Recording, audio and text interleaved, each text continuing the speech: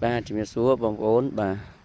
ní chỉ tự tập hiệp bù chân tì tham mấy 2024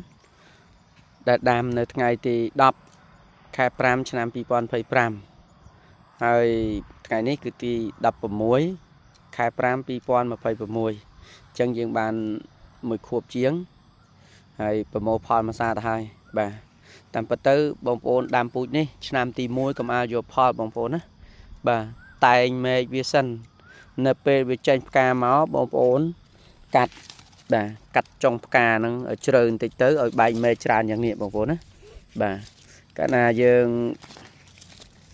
កាត់ផ្កាចូលជ្រៅបន្តិចវាចេញមេឃច្រើនមេឃកាន់តែច្រើនត្រួយកាន់តែច្រើនផ្កាវាកាន់តែច្រើនហើយផ្លែវាក៏កាន់តែច្រើនតាមនឹងដែរបាទអញ្ចឹងសម្រាប់ពូជ2024នេះបងប្អូនត្រូវកាត់វា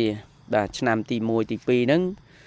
ជាពិសេសឆ្នាំទី1នៅពេលវាលូតវែងមកដោយសារពូជនេះវាកម្លាំងការលូតលាស់វាខ្លាំងវែងអញ្ចឹងទេយើងគ្រាវចុងមេឃវាបន្តិចទៅដើម្បីឲ្យវាបែកមេឃច្រើនបាទមេឃកាន់តែច្រើនផលក៏កាន់តែច្រើនដែរហើយឆ្នាំទី1នេះកុំអាតន់យកផលអីដោយសារពូជនេះវាប្រកែកាន់មែនក៏ប៉ុន្តែរឹសវានៅខ្លីកាលណារឹសនៅខ្លីវាធ្វើឲ្យ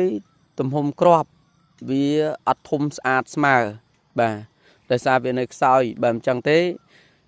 វាអាចធ្វើឲ្យដើមវានេះអត់ធំធាត់លឿនអញ្ចឹងយើងកាត់ផ្កាឆ្នាំទី1ចោលតែងមេឃឲ្យបានវិលជុំយ៉ាងនេះចាំឆ្នាំទី2ឬក៏អាយុកាល16ទៅ18ខែចាំយើងយកផលវាបងប្អូនណាបាទហើយពូជនេះទំហំគ្រាប់ធន់កណ្ដាលបើយើងហាស្ងួតលើដែលដាំលើដីល្បាយខ្សាច់ហ្នឹងចន្លោះពី120ទៅ140ស្មើ1គីឡូហើយភាគរយសាច់គឺចន្លោះពី28ទៅ31%បងប្អូនណាបាទ